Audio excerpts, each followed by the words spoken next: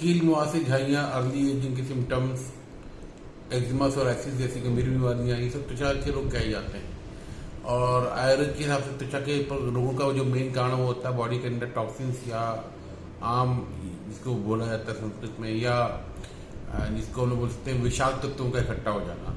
परंतु ये विषाक्त तत्व इकट्ठा क्यों हो रहे हैं? इनकी शुरुआत होती है आमतौर पर पेट से। मतलब हमको यदि कभी रत्ती खाना अपच ठीक से नहीं होता है, अपचा खाना ही विषाक्त तत्व को पैदा करता है, और जो वो निकल नहीं पाता तो पेट में जो रुका हुआ मल हमारा होता है कॉन्स्टिपेशन की वजह से, वो भी विषाक्त तत्व को पैदा करता है। ये तो कॉमन कारण है, पर उसके अलावा बहुत बड़ा कारण है कि एयर कंडीशन का होना, हर चीज़ का ठंडा हो जाना।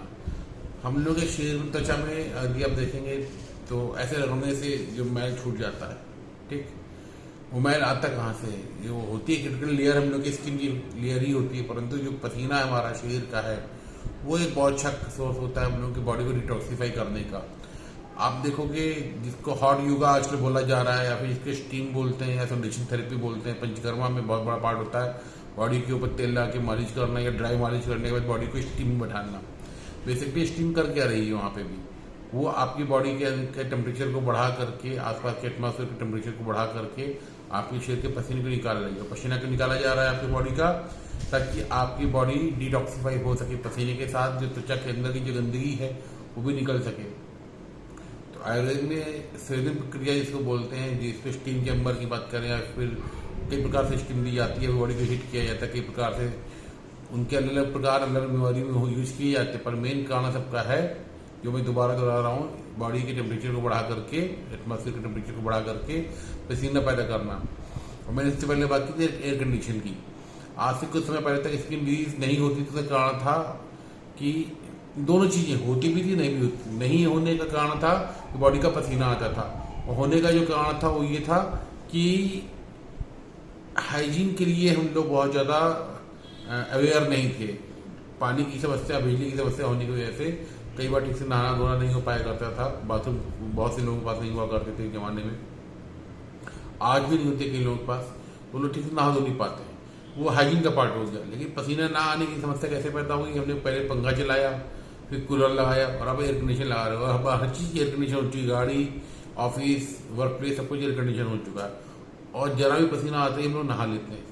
तो हम लोग अपनी बॉडी में पसीना आने ही नहीं देते, और जिसकी वजह से बॉडी डिटॉक्सीफाई स्किन के सुपरफिशियल लेवल पे नहीं हो पाती, और बैक्टीरिया वगैरह हमारी बॉडी के अंदर पैदा होने लग जाते हैं, हमारे बॉडी के अंदर फंगल इन्फेक्शन पैदा होने लग जाते हैं।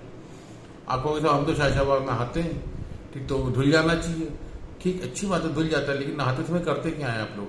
हम लोग नहाते समय साबुन का यूज करते हैं, जो कि बेसिक करेक्टर का होता है और ड्राइनेस क्रिएट करता है।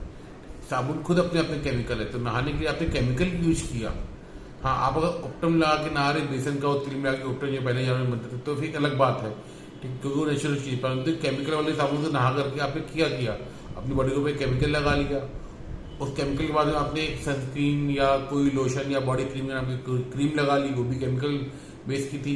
आप प्योर प्लांट ऑयल क्यों नहीं लगाते हैं? गरी के तेल क्यों नहीं लगा पाते हैं? क्योंकि आपको आज किसी सदी के ज़माने में ये पुराने ज़माने की प्रथा लगती है। जो हमारे साउथ इंडिया की जो महिलाएं, उनको आप देखिए, उनका स्किन का कॉम्प्लेक्शन भले ही कलर नॉर्थ या साउथ के लोगों का अलग होता है, वो कुदरत की देन है। उनकी त्वचा को आप देखेंगे, उनकी त्वचा में एक अलग सी शाइन होती है। उनका रंग भले ही दबा हो या गोरा हो, वो अलग बात है, उनकी त्वचा चमकती है। उसका कारण नारियल तेल होता है। वो लोग अपनी त्वचा के ऊपर नारियल तेल का बहुत आयत प्रयोग करते हैं। और यहाँ पे हम लोग नॉर्थ में सरसों तेल लगाते थे पहले, पर उसमें स्मेल तीख होने के कारण हम लोगों ने उसको बंद कर दिया, और हम लोग केमिकल बेसिक क्रीम्स लगाने लग गए। तो ये सब कारण हमारी बॉडी को, और जब क्रीम लगा लेते हैं हम लोग, ऑयल फंगल एंटी फंगल होता है, एंटी बैक्टीरियल होता है, पर जब क्रीम होती है वो लाने के बाद हमारे स्किन के पोर और बंद हो जाते हैं, और अंदर की जो टॉक्सिन्स होते हैं वो ठीक से आ नहीं पाते। आते भी हैं तो पसीना निकल जाता है, पर टॉक्सिन फंस जाते हैं और निकल नहीं पाते स्किन के बाहर पोर बंद होने के कारण। तो सबसे पहली बात कि कोशिश करें कि नेचुरल ऑयल, जो प्लांट का बेस का ऑयल है, वो स्किन पे लगाएं। नहाए धोने में आप उपटन का प्रयोग करें, या साबुन भी लगाते हैं, तो ऐसा नहीं है आप दिन में 3 बार अगर नहाते हैं, जैसे हम डॉक्टर में 2 से 3 बार नहाते हैं आमतौर पर। हर बार आप पूरी बॉडी को साबुन से रगड़ के नहाएं, क्योंकि जब एयर कंडीशन में ही जी रहे हो तो साबुन से हर बार बॉडी में लगाने की जरूरत क्या? केमिकल साबुन क्यों लगाना? हर्बल साबुन का प्रयोग करें।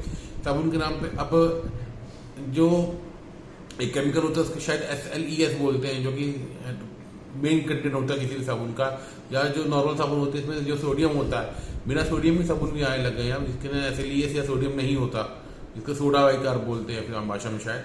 तो बिना सोडियम के साबुन भी आने लगे, जो कि नेचुरल हर्बल साबुन होते हैं, ऑर्गेनिक साबुन होते हैं, उनका प्रयोग करिए।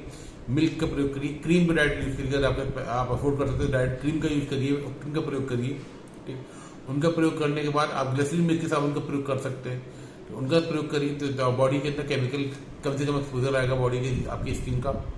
और सबसे बड़ी बात, एयर कंडीशन से दूर रहने की कोशिश करें। एयर कंडीशन आपकी बॉडी के डिटॉक्सिफिकेशन को रोक रहा है, और आज की तारीख में इसलिए स्किन डिजीज बढ़ती जा रही है, बॉडी का हमारा जो विषाक्तता बाहर निकल नहीं पा रही है। तो थोड़ा इस बात पर ध्यान दीजिए और अपनी त्वचा को स्वस्थ और बेहतर बनाइए। बहुत बहुत धन्यवाद, नमस्कार।